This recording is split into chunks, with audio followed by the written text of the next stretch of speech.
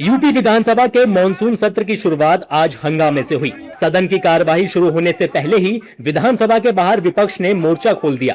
Samajwadi party और कांग्रेस के विधायक हाथों में पोस्टर लेकर पहुंचे।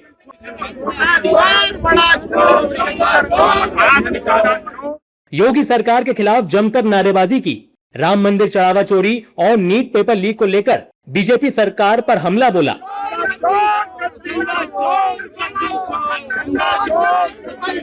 सिर्फ पोस्टर ही नहीं, समाजवादी पार्टी के कार्यकर्ता अपने साथ दान पेटी भी लेकर पहुंचे और उसमें चिल्लर डालकर सरकार पर तंज कसते नजर आए। उधर समाजवादी पार्टी के deputy chief whip R K. Verma ऐसा कुर्ता पहनकर विधानसभा पहुंचे जिस पर बेरोजगारी, नीट पेपर लीक और राम मंदिर चढ़ावा विवाद जैसे मुद्दे लिखे हुए थे। यानी विरोध का तरीका भी अलग था, लेकिन संदेश एकदम साफ, और वो ये कि अयोध्या राम मंदिर के चढ़ावे में कथित गड़बड़ी के मुद्दे को विपक्ष विधानसभा के अंदर और बाहर दोनों जगह जोरदार तरीके से उठाएगा। देखिए, भारतीय जनता पार्टी और भारतीय जनता पार्टी के लोग बड़े अधर्मी हैं। इनसे बड़ा अधर्मी कोई हो नहीं सकता है। जो भगवान राम के नहीं हुए तो ये किसी के नहीं हो सकते। जो भगवान राम के मंदिर की चोरी करा ले तो उनके भी नहीं हुए तो ये किसी के नहीं हो सकते। लगातार बढ़ती महंगाई और जो राम मंदिर में चंदा चोरी हो रहा है, पेपर लीक आउट हो रहे हैं, नौजवान बेकार हो रहा है, भाजपा की सरकार नौजवानों पर लाठीचार्ज कर रही है, इन तमाम मुद्दों को लेकर के सरकार को घेरने का हम लोग काम करेंगे। हम ये देखते हैं कि सरकार अपने आप आस्था से लगातार खिलवाड़ करती है।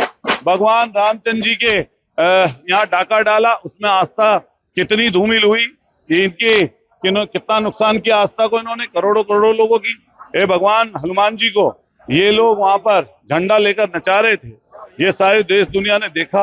ये लोग पतंग बनाकर भगवान रामचंद्र उनको भगवानों को उड़ा रहे थे, तभी आस्था पे चोट नहीं हुई, तो इसीलिए हम लोग खड़े हैं।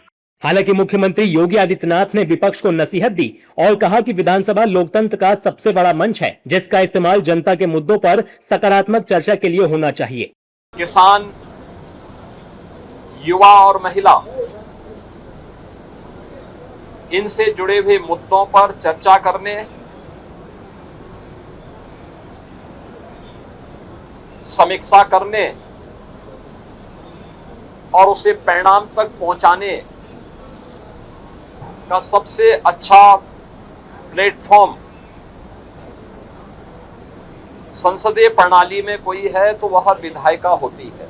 इस प्लेटफॉर्म का बेहतर उपयोग हो, यह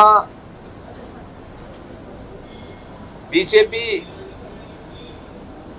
के नेतृत्व में चलने वाली एनडीए सरकार की सदैव से प्राथमिकता रही है और डबल इंजन की सरकार इसके लिए पूरी प्रतिबद्धता के साथ कार्य भी कर रही है।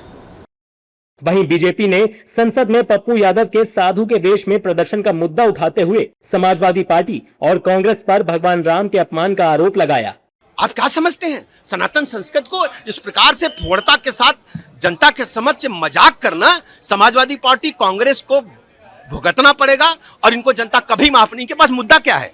आप भ्रष्टाचार पे बात करो, आप डेवलपमेंट पे बात करो, और वोट मांग रहे हैं जाति पर, धर्म पर। इनको शर्म आनी चाहिए लोकतंत्र में। बाबा साहब भीमराव अम्बेडकर के संविधान का मजाक बना करके इन लोगों ने रख दिया समाजवादी पार्टी ने। क्योंकि यहाँ मौलाना का पैर पकड़ के पेटे में डाल लेते हैं ना, वही ना है अखिलेश जी, उन्हीं की बात कर रहे हैं ना। टोपी पहन करके नमाज पढ़ते हैं अखिलेश जी, वही मौलाना है ना। सपा ने, कांग्रेस ने या दूसरे आम आदमी पार्टी या जो कौन सा दो पप्पू मिले, दो पप्पुओं ने मिलकर, पहले एक ही पप्पू था देश में, दो पप्पुओं ने मिलकर के भगवान श्री राम का जिस तरह संतों को चोर बताया, संत जबकि एक भी नहीं है राम मंदिर चोरी में, उसमें टीनू यादव या अन्य लोग जेल में हैं और कार्रवाई हो रही है, लेकिन पूरे सनातन का अपमान किया गया है, पूरे हिंदुओं का अपमान। दिल्ली की सियासत में शोर मचा चुका चढ़ावा चोरी का मुद्दा अब यूपी विधानसभा तक पहुंच चुका है। विपक्ष इसे सरकार की जवाबदेही का सवाल बना रहा है तो बीजेपी इसे आस्था पर राजनीति बताकर पलटवार कर रही है। ऐसे में मॉनसून सत्र के पहले दिन ने ही बता दिया कि आने वाले दिनों में सदन के अंदर बहस कम और सियासी हंगामा ज्यादा देखने को मिलेगा।